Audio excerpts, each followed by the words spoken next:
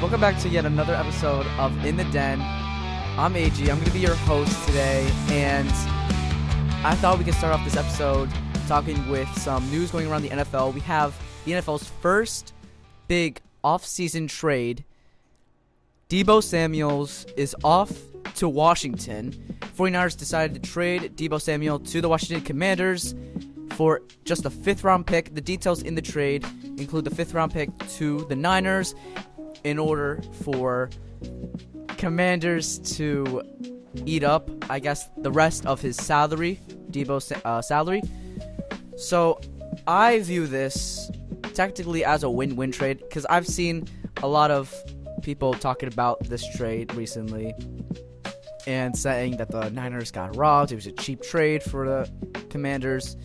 I mean, yeah, a 5th-round pick. I feel like, me personally, nowadays in the NFL, these trades with draft picks are too cheap, too light for, someone like Deebo, who I still think is a very decent receiver. He just didn't fit the criteria and didn't have any room in San Francisco. I mean, you just paid Brandon Ayuk $120 million, and yeah, I know he tears his ACL halfway through the season, but you still paid him, so you got to keep him, obviously. And you drafted a receiver in the 1st round, Ricky Purcell, and you also have Juwan Jennings, who I think is going to be a bright young star for years to come. So obviously Deebo didn't have any room there. He needed to get out of that situation, and now he gets to pair up and connect with rookie sensation Jaden Daniels, Offensive Rookie of the Year, and it's obviously a win for Washington. Jaden Daniels gets another weapon to throw to, as Washington has, in the past season, become a legitimate title contender now, making it to the NFC Championship, just getting beaten out by the division rivals, Eagles, who eventually went on to win the Super Bowl against the Kansas City Chiefs, obviously. We know how that story ends. And the Niners don't have to pay the rest of his salary. The Commanders get to, or have to, I guess, as the deal was, and they get a 5th rounder out of it. So, I mean, I'll go with like a B- for the Niners, and then for Washington, A-. Low risk, high reward for the Commanders, I think.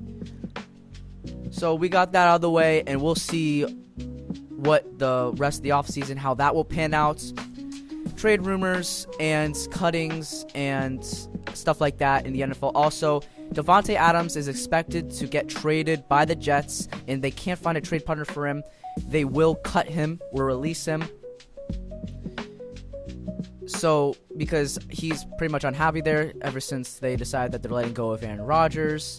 He's being linked to most likely the Giants, because the Giants, after failing to get Matthew Stafford, who decided to stay in Los Angeles with the Rams, he is most likely linked to the Giants. The Giants are going to go after Rodgers, and we'll see what happens. Obviously, we know what happened with Rodgers in New York with the Jets. I don't think that's a good move by the Giants. I don't want them to do that, because I don't see them doing that. I mean, unless Rodgers is healthy for the rest of the season, and then they get someone in the draft like Abdul Carter or Travis Hunter to pair up with him.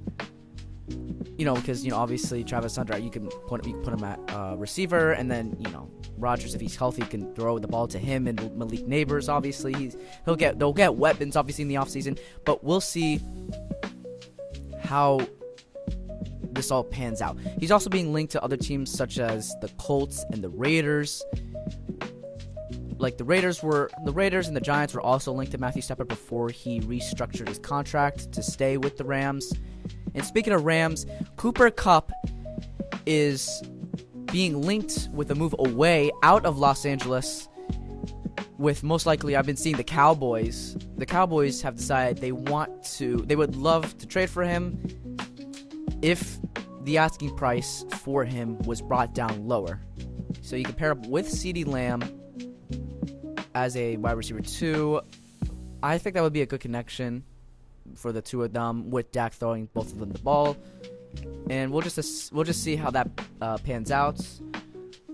But for this next part of the episode, I would like to go over my mock draft, my first mock draft. I will be doing another one in the coming weeks as we get closer to the draft in April. I will just do the top 10 because everybody wants to know where the top guy is going to end up. So I'll just do the top 10 for now. Number 1 overall, Titans hold that spot for now. I've been seeing trade rumors that they're going to trade away the number 1 overall pick. I think they stay with it and they draft Abdul Carter going to the Titans.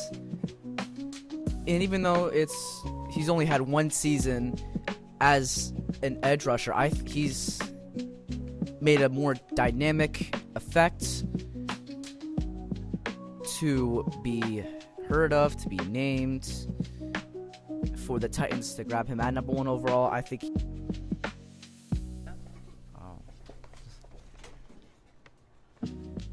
and again, he's only had 1 season at edge rusher, so I think he's made a big enough impact, as I was just saying, he's made a big enough impact to be worthy of the number 1 overall pick, even though he has some injury issues recently during the NFL Combine. I think he'll get over that and he'll end up in Tennessee.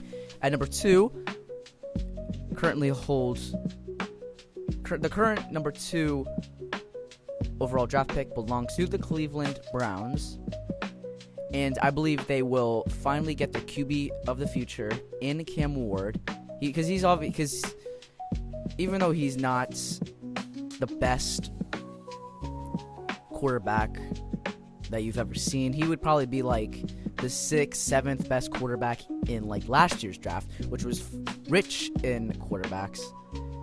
But he's the best quarterback in this draft, arguably, like next to Shedeur Sanders, obviously. But I personally think he's the best one here that you could take that's available. So I see Cleveland getting him and starting a whole new rebuild. And number 3, which is currently held by the New York Giants, I've seen them trying to trade up to number 1 overall pick, try to trade with Tennessee. I think they stay put at number 3, and they draft the best athlete in this draft class, Travis Hunter. He's a dynamic two-way player. It's not known if he's going to be playing two-way in the NFL, both defense and offense. I mean, I personally would love to see that. I think, and it's not just for the Giants, I think for any team, they would mostly use him as a cornerback, and then, every now and then if they need a wide receiver, if someone's injured or someone isn't playing well, they'll slot him in there at wide receiver, or vice versa. It doesn't matter, really. Me personally, I think he's better at wide receiver, just by a little bit. I mean, it's pretty even, depends. But I see the Giants taking him at number 3 overall, which is definitely a great pick for them, just so they can start over again, get things back on track for them. At number 4, though, currently held by the Patriots, we have Kelvin Banks Jr. I think he will have great chemistry with Drake May, because Drake May, he's going to be the quarterback of the future for the Patriots, selected in last year's draft. So I think Kelvin Banks Jr. will do a great job in there. At number 5 overall, which is held by the Jacksonville Jaguars, we have Mason Graham, an offensive tackle out of Michigan. I think he will be a great rising star. I don't think he gets enough love and praise as he should. So I see him going to Jacksonville. I think that will fix their offensive line problems.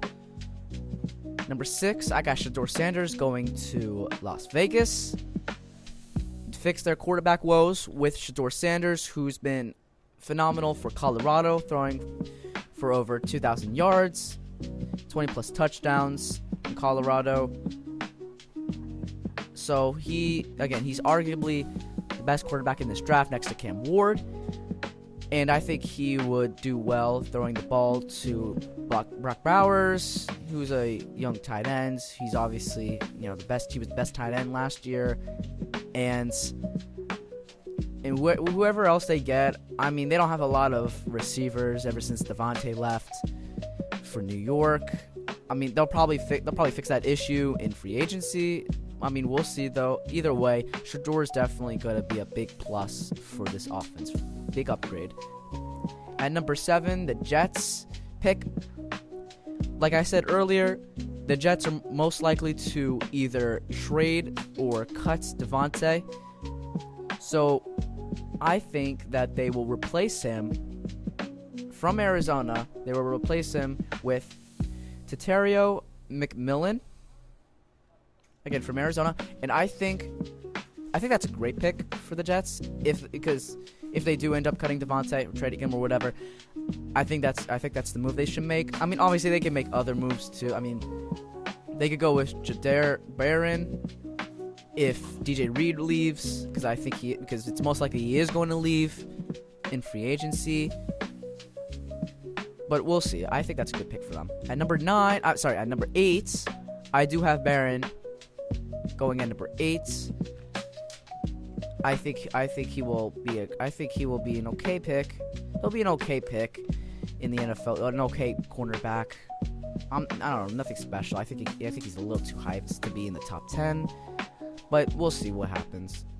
At number 9, we have Mike Green. We got Mike Green, edge rusher. And then finally at number 10, we have Will Campbell going to the Bears. An offensive tackle again. I think he'll have great chemistry with Caleb Williams, because I mean they kind of need an offensive tackle. They need more tackles. They need a better offensive line, to a better defense probably to complement Caleb Williams. He's kind of had an underwhelming year with Chicago. That was not expected, obviously. I mean, he's the number 1 overall pick. He was very hyped. But I think he will have a bounce back year, because everybody expected him to have a CJ Stroud rookie year.